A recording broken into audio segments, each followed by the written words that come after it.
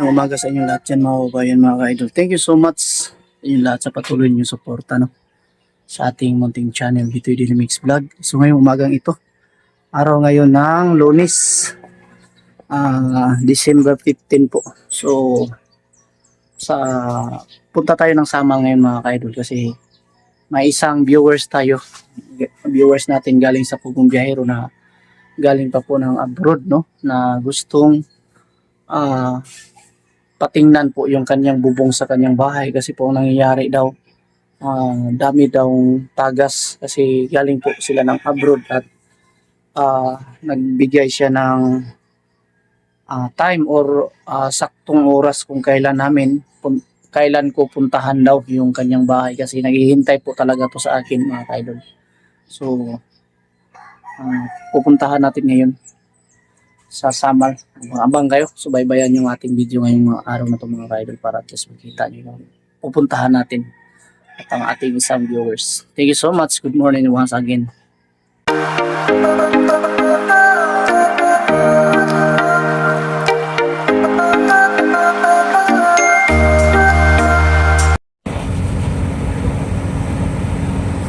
Samal.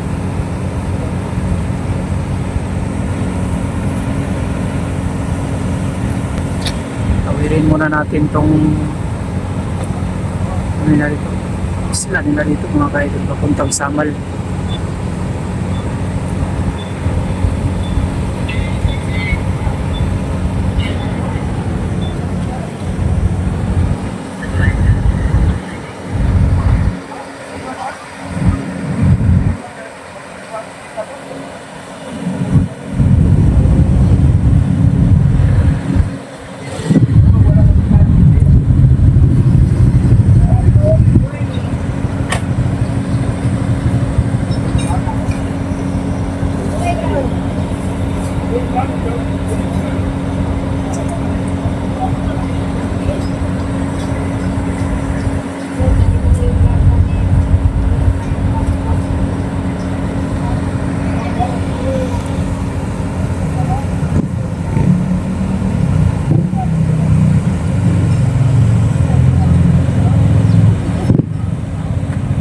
Idol, dito na po tayo sa Samal area kung saan ang bahay po ni Bing Victor. Puntahan natin yung bahay mga kaidol. So pali doon ako galing kanina. Nagbili lang tayo dito. Bili tayo na inisin muna natin yung bubong mga kaidol kasi maraming tae ng mga dumi ng mga ibon. Natin doon kasi mag-estimate pa ako sa gutter kasi ang mga gutter doon ay sirang-sira ang mga dulo. Natin, let's go. Ito po yung highway papuntang Babak at papunta dito papuntang Kaputian po yan. Ayan, dami lumadaan.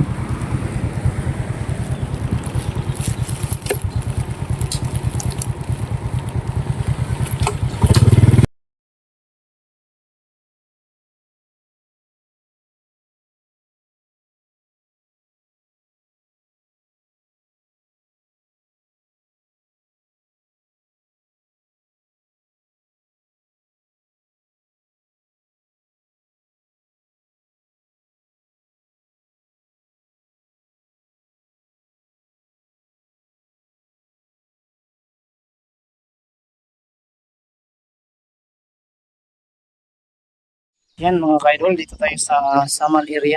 Ayan. Ito po yung balay ng ating client ni Idol Bing Victor na pinuntahan natin dito kasi dami pong problema, daming tagas. So papakita natin yung gutter niya po. Ito po yung gutter niya, may takip dito. So hindi talaga natin makita kung saan may tulo dito. Yan, may tagas. Yan. Kita natin yung area. Ang laki po nitong laking bahay po nito. Single lang po itong bahay to pero ang laki. So ganyan siya. So ang gagawin namin, baklasin natin tong mismong gutter. Tapos titingnan natin kung anong problema. Kasi kung dito sa taas hindi natin makikita, no. Yan, oh. Ang daming tulo sa loob ng mismong bahay mga kaya problema niya. So hahanapan natin ito ng solusyon o gagawaan natin ng paraan para at maayos natin. At dito yung ginagawa ko ngayon ay pinalinis niya ako dito.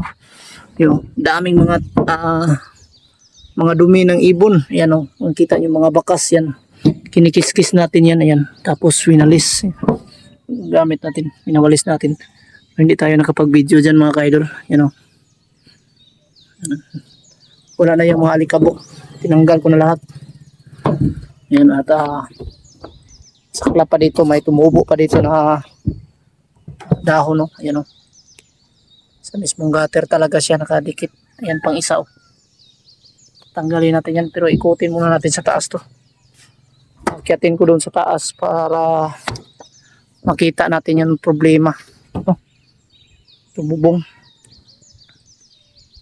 So ganyan, katulad nito mga idol, Kundura type kasi yung bubong niya.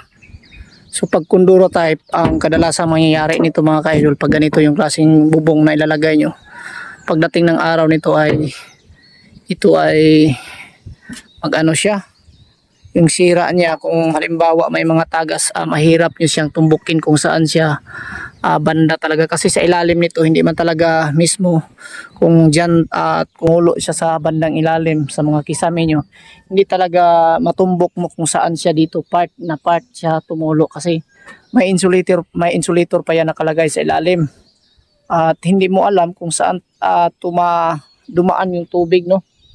Kaya baka nasa paggilid pa siya. Kaya pag ganito kasi kailangan talagang paggawa nito ay talagang magaling, yung magaling talaga, kasi katulad nito ay hindi masyadong maganda yung pagkagawa, no. O, balok ng bubong, kita nyo yung bubong baloktot, nagpaganon siya, oh. Nagpa-curve dyan sa taas dito. So ay ipipix natin itong mga thick screw. Titingnan natin dyan.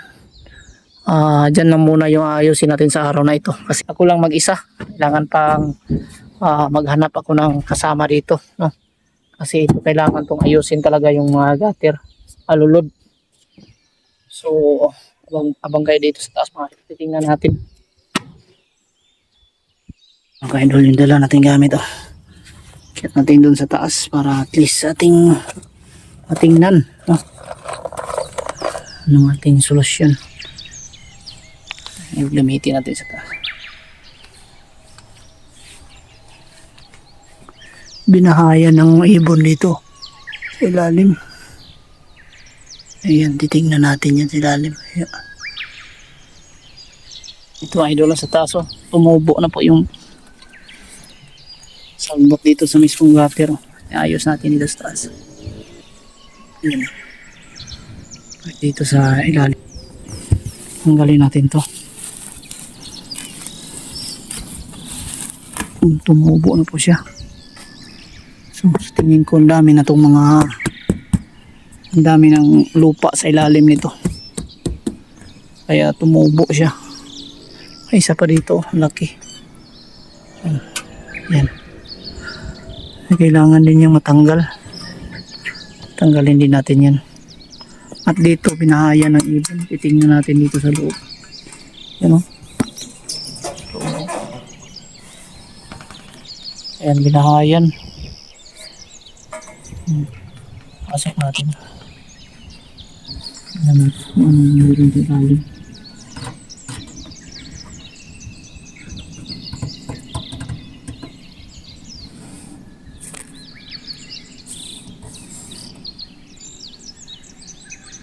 May ibon, oh. Nasa bandang dulo, may ibon, oh. Katukin natin.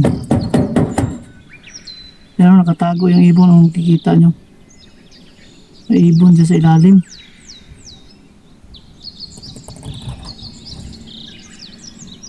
May ibon, ha. Tatago pala yung ibon, oh. Makikita nyo yung ibon talaga yan, oh.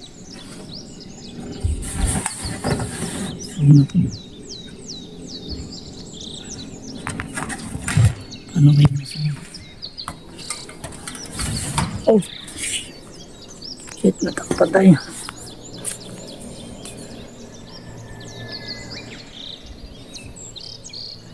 Kita natin ulit yung ibon. Tatago siya sa ilalim mo. Yan o, ibon talaga siya o. Yan siya sa ilalim. Bandang dulo nito. Oh. Ibon. Yan mga kailo. Dito yan sa bandang dulo. Dito banda. Yung ibon ng dito. Tanggalin natin. May barina tayong dala o. Yan. May dala tayo ng barina. Dito yung mga idol. Dito sa bandang dulo kanina.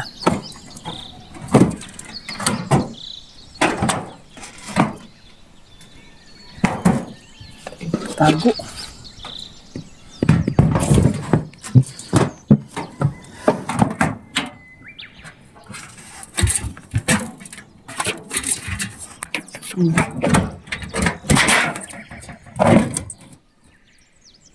May sisiw. Yan o. May sisiw pala.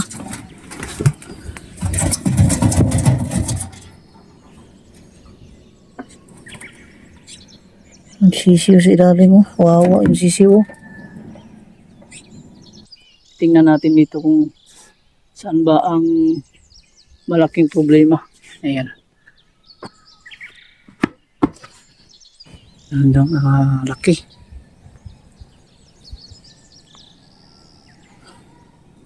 Taka siya dito. Bakit daw ang daming tagas sa ilalim? Idol. Lapad pala ng area dito. Lamal area. Ayan o. Yung kanyang mga kapitbahay dito. Mga puno lang. Ito mga kaidol. Nanggan natin yung ditong sagbot. Ang dami sa ilalim.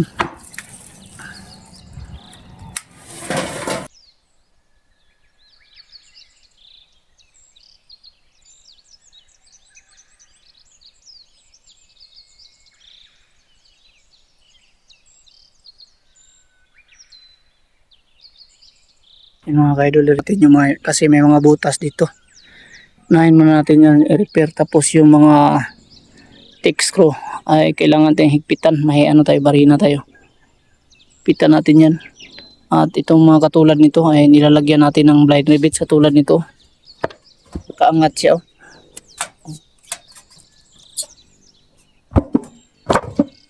Ano? Ang daming gawang gawang sa gilid. Awang. Kailangan natin yung text screw. Blind rivets lang, blind rivets, you know.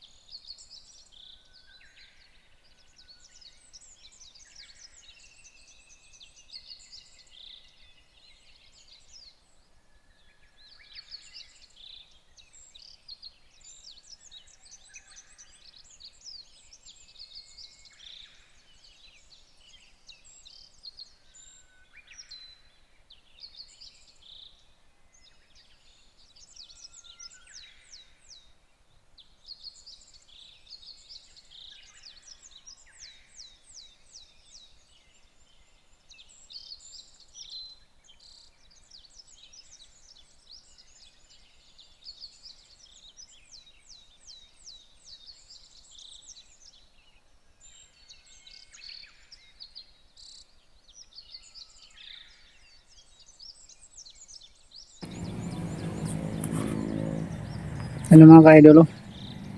Umina ng kamay natin, oh. Ano tayo dito?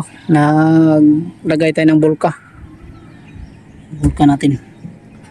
Nilagyan natin tong mga rivets to ganito. Kasi minsan kasi hindi yan masyadong ma-sealed yan ganyan. Nilagyan natin ng ano. Pag ganito, kailangan to siyang higpitan. Yung kaawang. Rivets natin yan mamaya. Andun pa, oh. Dami. Yan kasi kadalasan na dumaan ang tubig, no? Ayusin ko muna to dito sa taas. Solo tayo ngayon mga kaidol. Samal project natin. Yan. Sana ay manood kayo mamaya sa ating upload. Kasi kadalasan mga ka-idol, ito po yung nangyayari sa mga bubong, no? So dapat sabayan nyo itong video ito mga ka-idol para at least magkaroon kayo ng idea kung paano natin gawaan ng paraan ang mga ganitong problema sa bubong na daming tulo sa ilalim. Yan. Kadalasan kasi yan po sa yung sa gutter, iba yung tulo dyan, paikot, no? So dito tayo sa pinakabandang taas kasi dito nagsimula yung mga tulo na nakikita natin sa loob. So hanapan natin ang paraan dito. Masild natin, masirado natin yung mga butas-butas, to. So gumamit tayo dito ng bulka. Ayan. Pakita natin sa inyo kung ano ba talaga ang nangyari dito. Tulad nito, pakita natin may trabaho dito. Hindi niya alam, may binutasan niya dito. Binutasan, may butas, oh. Hindi man lang nilagyan ng ano yan, ng bulka. Kaya yan, isa rin yan sa dahilan kung bakit tumulo sa ilalim, tumagas. Yan, oh, lagyan natin.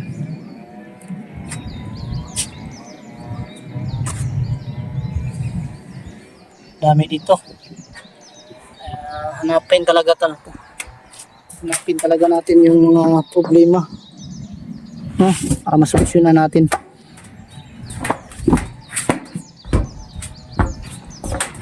Yung mga dinaanan ng blind rivets, yan, lagyan natin yan.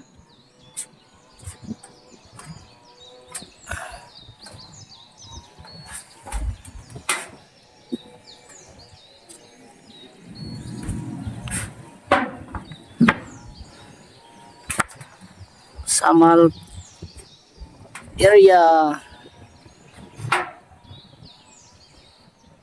sulubista tayo.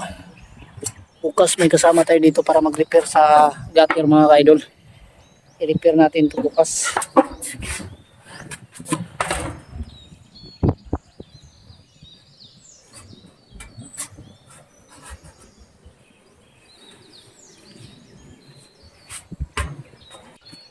Ayan, yan ganyan, may mga awang. Pagpasin niya ng hangin na may tubig yan.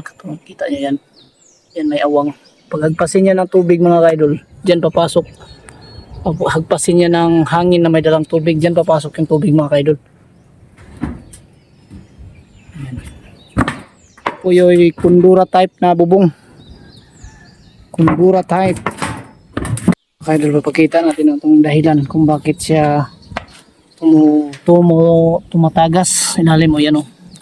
Ayan, kasi kakaunti lang talaga yung ano dyan sa ilalim, kakaunti lang talaga yung nakasin ito. Pag hindi yan makaganyan siya, talagang papasukan niya ng tubig. Pag malakas yung hangin na may dalang tubig, ito dito siya magdaan ng tubig. Pag ganun dyan, kasi kakaunti lang curve na kasi yan dyan, oh. Ano na yan, parang dito na pumasok yung tubig. Kailangan to siya, naka-sealed talaga siya ganito. Nakasarado siya. Katulad sa mga bubong na puso, yun pa, oh. Laki yung Sa gilid, kailangan natin yan. Maribits natin yan mamaya. Balikan natin. Dami oh. Sa taas. Dami rin. Ang laki pa na ito oh. Ang laki ng ginagawa natin. Ang dami nito.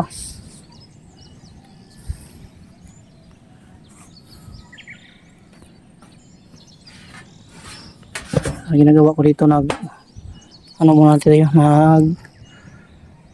bulka muna tayo. Idol, papakita natin na sarado na po. Ayan o. Natin dito. Tayo sa gilid para at least makita natin yung ito kanina o. Ito kanina kasi nakaangat yan o. Lahat ng gap dito, yung parang join yan, nakaangat kasi pag nakaangat yan tapos may malakas na hangin na may dalang ulan, pumasok yan ng tubig. At yan o. I-rebits natin yan. May mga rebits na. Dito lang po. Mga join. Ayan. Lagyan natin ng rebits. Ayan.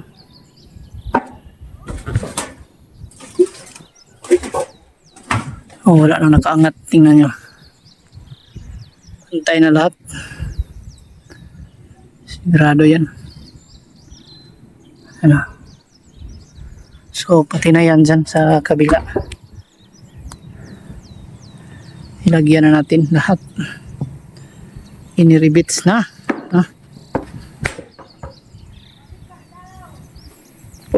Yun, good evening everyone sa inyong lahat dyan mga ka-idol. Mag-shoutout muna tayo no? Kasi gabi na po. Galing pa tayo ng Samal area.